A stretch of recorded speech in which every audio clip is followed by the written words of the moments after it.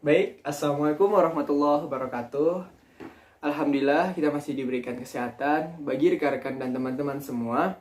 Jadi di sini kami akan mempresentasikan hasil dari diskusi untuk minggu kali ini, yakni praktikum fisika. Sebelumnya yang terhormat kepada Bapak Reka yang telah memberikan hasil atau bimbingan tentang praktikum fisika ini.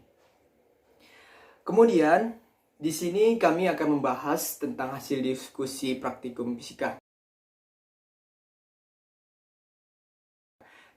Kami merupakan kelompok 1 dari kelas 1 DC 1.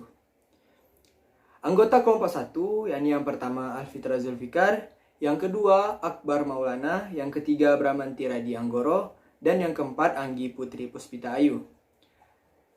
Kemudian untuk selanjutnya ini merupakan foto anggota kelompok 1. Kemudian untuk jenis praktikum, untuk pengukuran volume benda di sini akan dipaparkan oleh Anggi. Kemudian untuk penentuan nilai percepatan gravitasi, yang ini akan dipaparkan oleh Bramanti.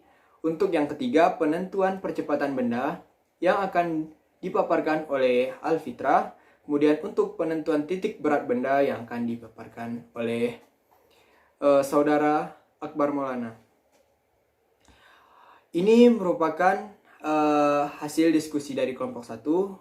Kemudian saya persilakan kepada Anggi Putri Puspita Ayu untuk menjelaskan atau memaparkan hasil diskusi praktikum fisika.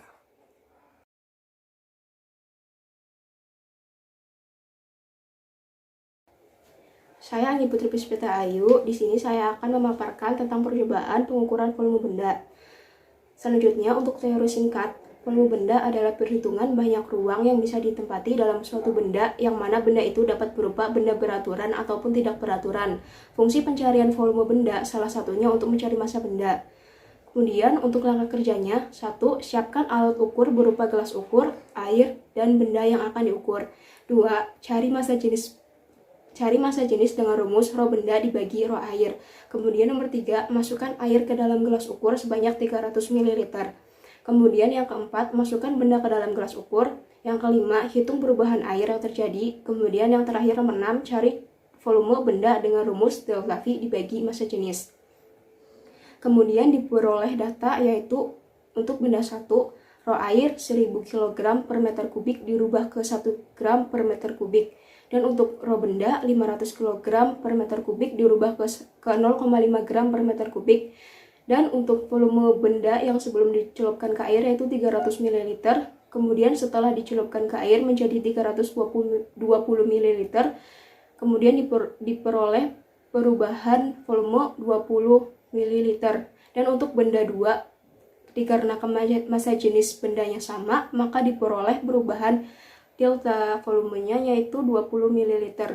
Dan untuk penggunaan rumusnya itu sendiri yaitu perubahan volume dibagi massa jenis yaitu 20 ml dibagi 500% diperoleh 40 ml. Dan untuk kesimpulannya, pengukuran volume benda dapat diukur dengan cara apa saja, namun harus sesuai dengan hukum dan rumus yang berlaku. Dan setiap cara harus dibandingkan dan dicari hasil validnya agar tidak ada kesalahan data.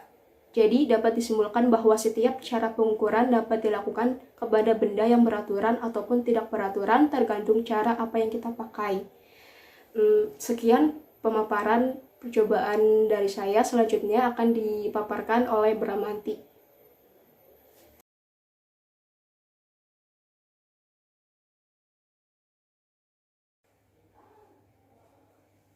Terima kasih kepada Anggi. Selanjutnya saya Bramanti akan memaparkan tentang penentuan nilai percepatan gravitasi.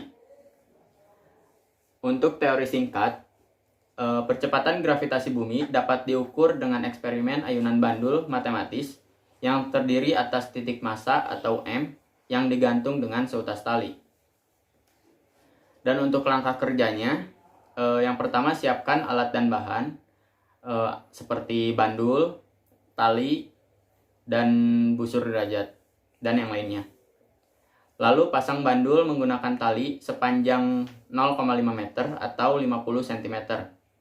Lalu gantungkan bandul dan tarik bandul dengan sudut 10 derajat dan ayunkan. Setelah diayunkan, hitung waktu osilasi bandul selama 5 kali percobaan dengan jumlah 10, 20, 30 osilasi. Untuk menghitung periode bandul, menggunakan rumus T sama dengan 2V akar L per G. Dan yang terakhir, mencari nilai gravitasi dari data yang diperoleh. Dari hasil percobaan yang kami lakukan, kami mendapatkan nilai gravitasi dari hasil kalkulasi sebagai berikut. Dan untuk simpulan, dari data tersebut dapat kita simpulkan bahwa semakin tinggi periode atau T berbanding lurus dengan durasi, semakin tinggi nilai periode, maka gravitasinya akan semakin kecil. Juga bisa dikatakan, jika jumlah osilasi semakin besar, maka gravitasi akan semakin kecil. Baik, sekian yang dapat saya paparkan. Untuk selanjutnya, pemaparan akan dilanjutkan oleh Alfitra.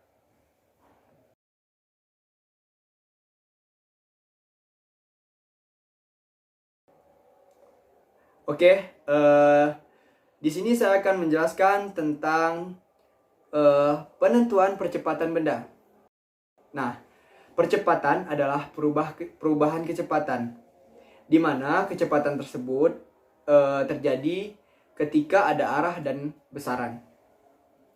Kemudian, untuk teori singkat dalam percepatan, yakni ada vektor yang memiliki besaran dan arah, total gaya yang dihasilkan sama dengan hasil kali massa objek dan percepatannya.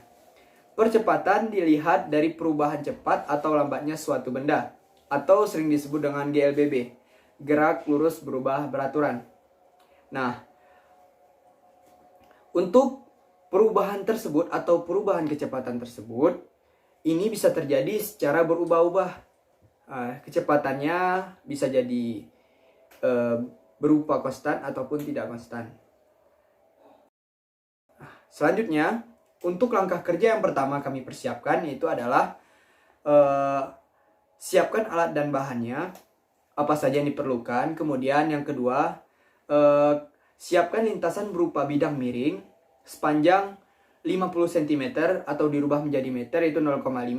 Lalu siapkan tiang penyangga yang telah dihitung besaran sudut yang diminta, mulai dari 4 derajat, 8 derajat, dan 12 derajat. Selanjutnya yang ketiga, siapkan mobil berada di puncak di mana posisi belakangnya sejajar dengan garis 50 cm atau bak meternya 0,5 meter. Untuk yang keempat, siapkan stopwatch di mana untuk menghitung berapa kecepatan tersebut untuk durasi waktunya. Yang kelima, hentikan stopwatch ketika belakang mobil berada di tepat garis akhir. Yang keenam, hitung percepatan mobil tersebut. Jadi untuk percepatan mobil tersebut ada 5 kali uji. Selanjutnya untuk data yang pertama kemiringannya itu 4 derajat, di mana ini 5 kali percobaan kami uji. Kemudian untuk kemiringan yang kedua yakni 8 derajat, ada 5 kali kami uji juga. Dan selanjutnya untuk bagian kemiringan yang ketiga atau 12 derajat. Ini merupakan hasil di mana 5 kali diuji dan inilah hasil-hasilnya. Nah, kemudian yang terakhir, kesimpulan dari kelompok kami, percepatan dapat dihitung dengan menggunakan jarak tempuh, waktu tempuh, dan kemiringan lintasan.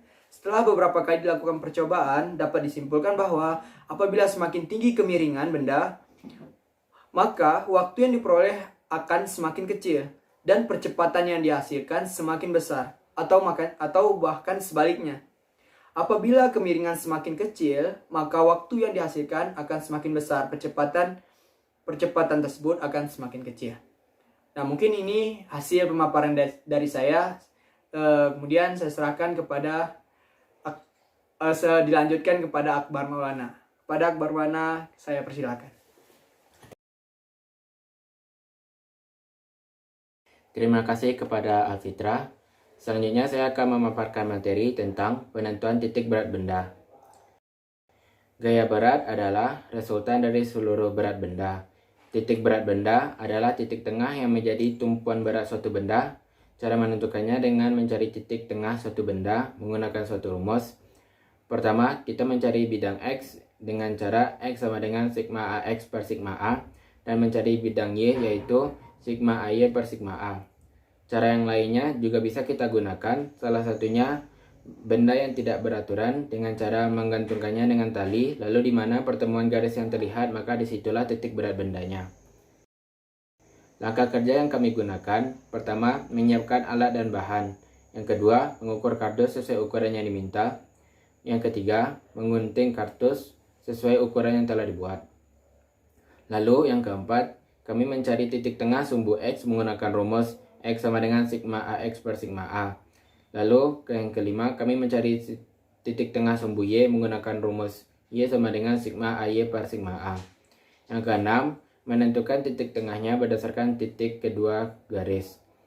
Yang ketujuh, memasukkan tali ke tengah benda, pastikan benda sejajar sehingga perhitungannya benar. Dari percobaan yang kami lakukan, pertama pada benda 1, kami mengukur benda itu membaginya menjadi 3 bagian. Lalu dari 3 bagian itu, kami cari menggunakan rumus X sama dengan sigma AX per sigma A, dan dapatlah hasilnya pada bagian X itu titik tengahnya adalah 2. Lalu pada sumbu Y, dapatlah hasilnya yaitu sama dengan 0,99. Pada benda 2, kami membagi benda itu menjadi 2 bagian.